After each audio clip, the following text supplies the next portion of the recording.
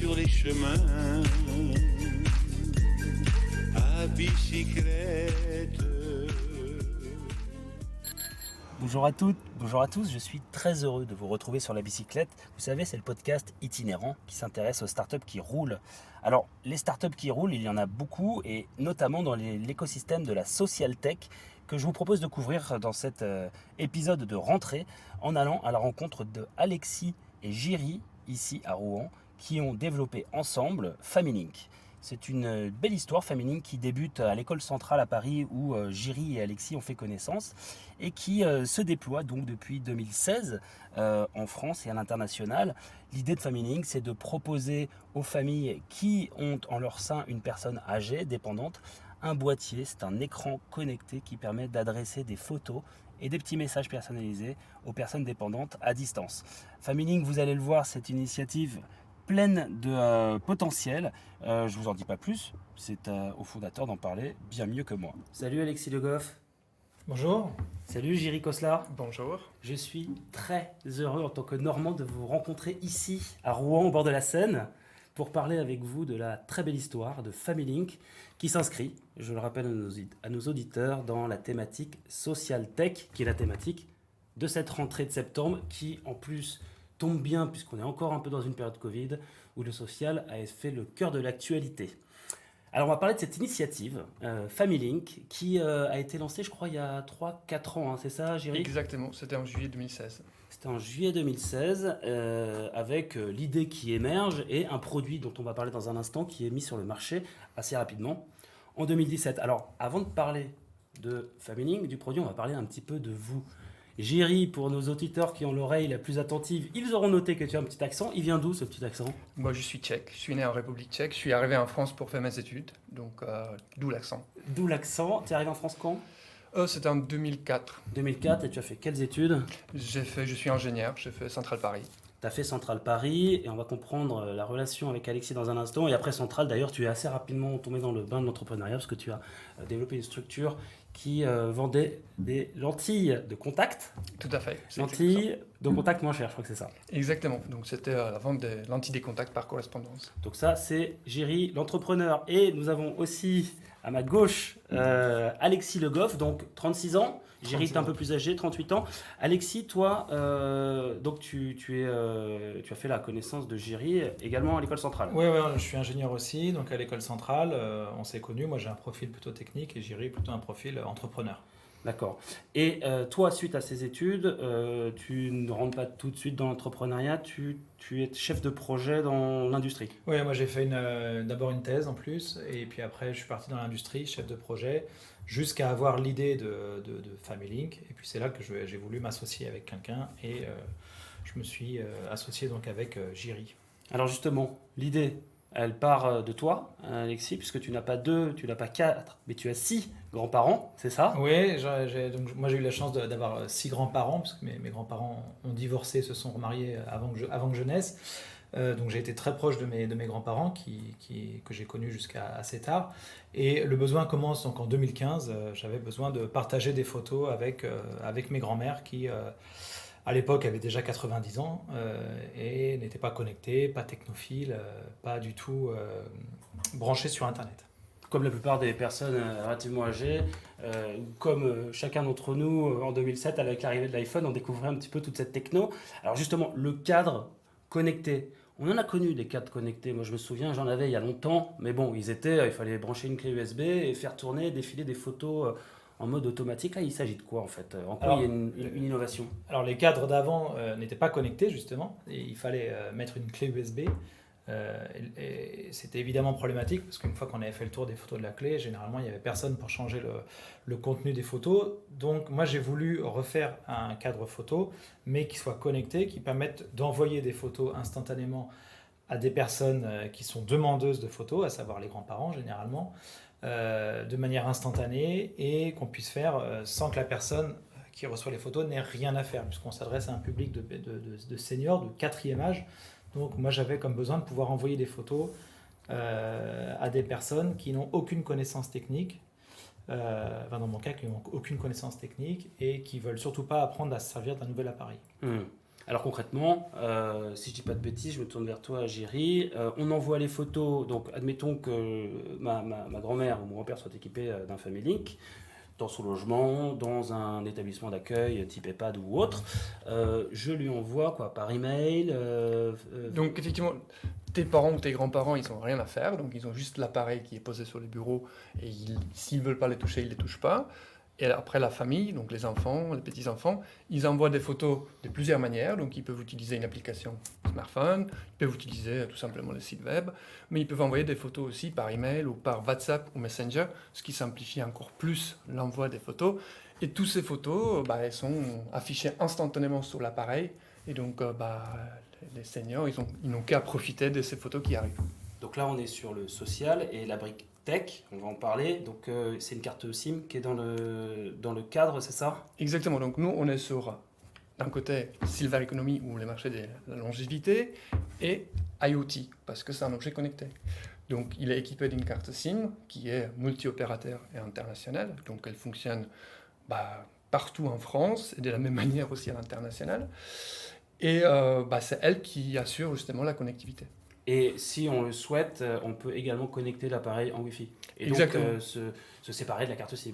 Exactement. Qui représente forcément un abonnement de quelques euros par mois, tu me disais Alexis, lié forcément au service SIM, mais on peut s'en passer. C'est exactement ça. Donc les cadres, ils permettent d'être connectés aussi en Wi-Fi. L'avantage de la 3G, c'est que pas tout le monde aujourd'hui a du Wi-Fi à la maison. Donc en fait, ça assure que tout le monde peut utiliser les cadres, tout le monde peut être connecté. Alors, qu'on comprenne bien, que nos auditeurs comprennent bien le phénomène Family Link, parce qu'il y a vraiment un phénomène. On n'est pas que sur un simple cadre qui va afficher des photos, il y a pas mal de fonctionnalités, elles ne sont pas trop nombreuses pour que ça reste simple, mais la personne qui reçoit des photos peut les liker. À ce moment-là, il y a une notification qui est donnée à la personne qui aura envoyé la photo, notifiée dans l'app que mon grand-parent a liké la photo. Donc il y a un phénomène de rassurance, on sait qu'il l'a vu, qu'il l'a lu, il l'a liké, tout simplement en appuyant sur un petit cœur. L'expéditeur peut également afficher un texte associé à la photo pour dire cette petite fille, c'est ta petite fille qui s'appelle Sophie. Les troubles de la mémoire, on sait ce que c'est dans les familles où on a des parents âgés.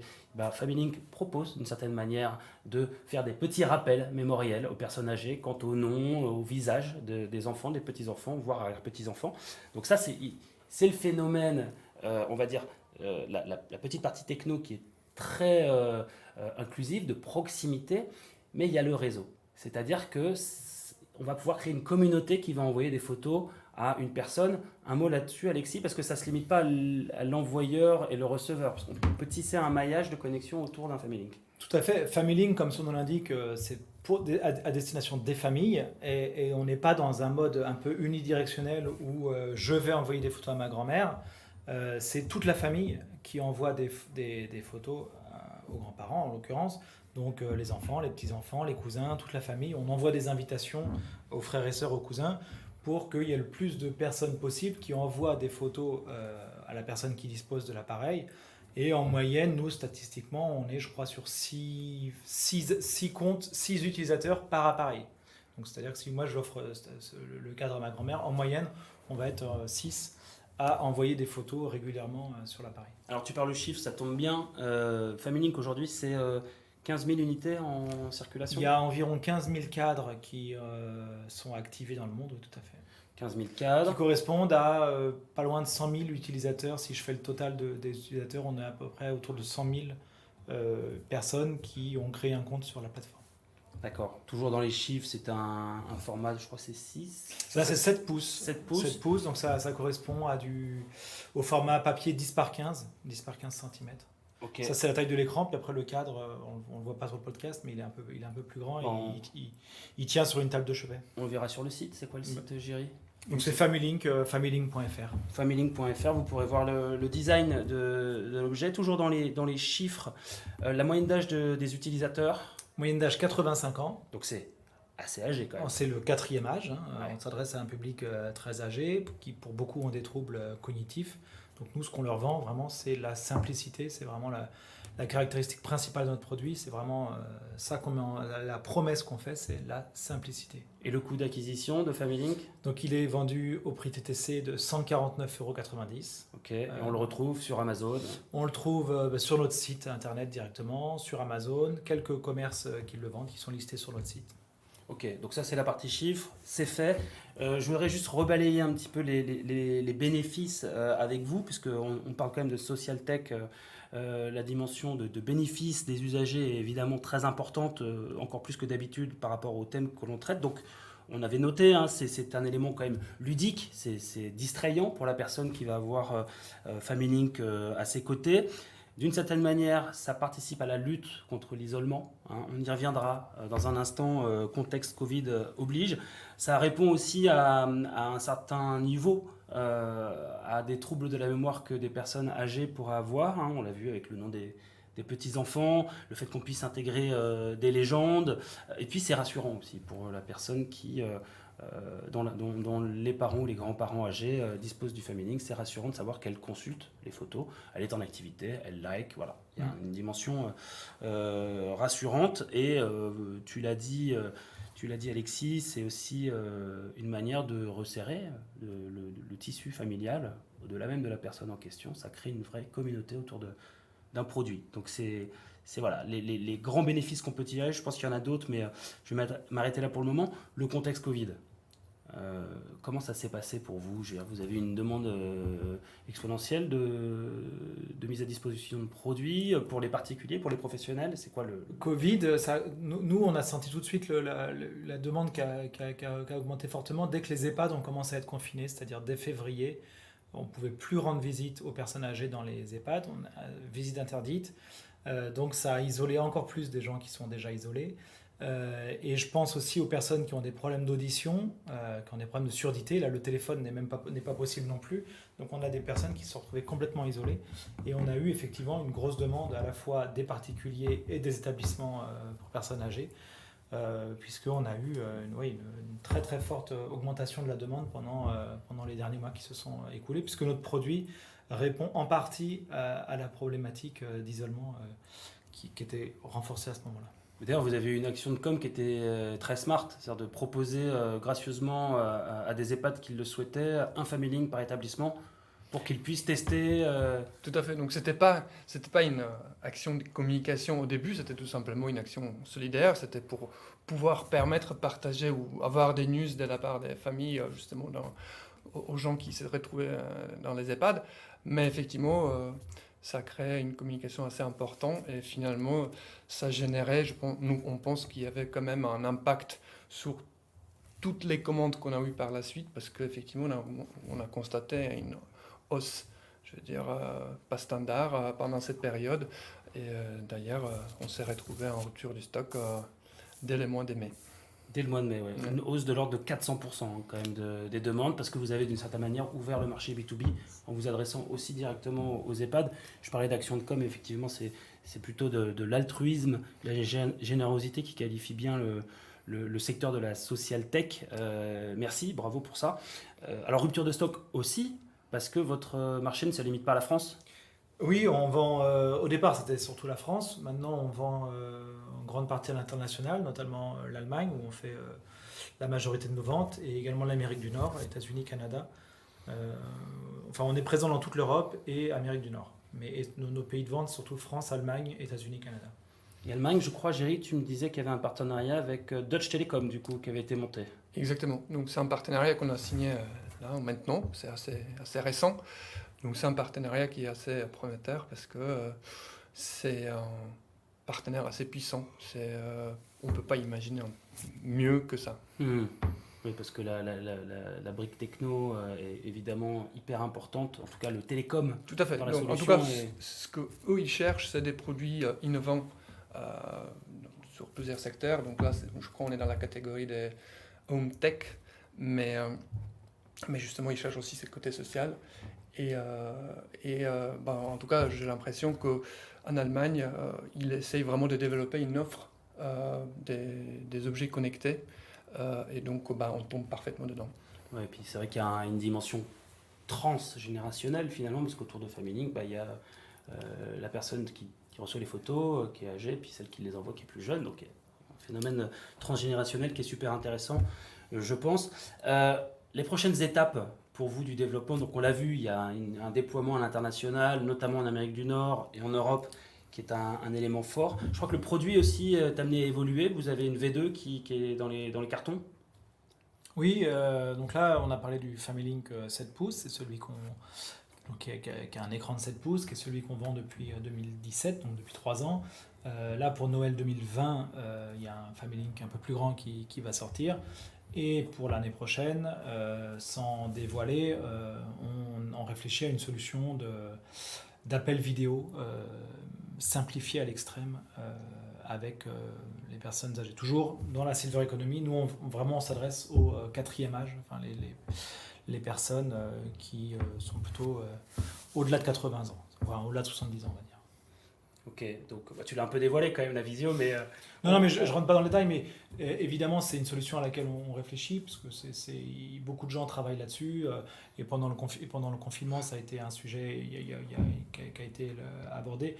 Nous, on se démarquera par la simplicité, vraiment des appels très, très simplifiés. Alors, on parlait des partenariats avec Jiri à l'instant, Deutsche Telekom, juste pour évidemment... le rappeler, vous êtes très proche de nombreux partenaires, nombreux grands groupes. Ici, on est dans un espace qui est le village Baïséa à Rouen. Vous êtes très très proche des équipes French IoT de la Poste qui sont partenaires de ce programme, je le rappelle, mais aussi proche des équipes de la région Normandie avec laquelle vous êtes parti au CES. C'était en quelle année le CES ? C'était en 2018. 2018, donc assez récemment, il y a 2 ans. Finalement, vous étiez un peu au début de l'histoire, qui était en 2017. Donc ça a dû représenter un bel accélérateur pour vous en termes de visibilité, de benchmark, je suppose, sur certains sujets Silver Economy ou Social Tech. Je voudrais terminer cette émission comme je le fais d'habitude avec un conseil que l'un d'entre vous pourrait donner à tout entrepreneur en herbe qui nous écoute.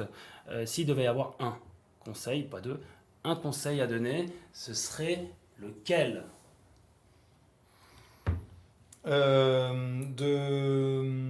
C'est de vérifier que la solution, le produit, le service qu'on propose répond réellement à un besoin, donc le tester le plus possible avec des proches. Nous dans notre cas, c'est avec la famille, mais après tout dépend de ce qu'on propose. Le tester le plus possible, valider le besoin et valider avec les utilisateurs que c'est ça dont ils ont envie.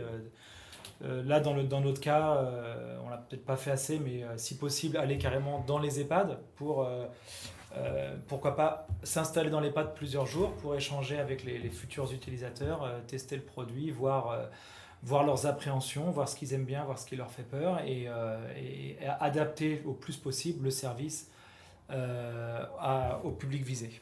Confronter le produit ou le service à la réalité du terrain pour le faire évoluer par itération éventuellement. De sorte à ce qu'il soit le plus en ligne possible. Ne pas sortir un produit qui ne correspond pas aux attentes du marché. Enfin, c'est un peu évident ce que je dis, mais vraiment prendre le temps de le faire, pour moi, c'est important.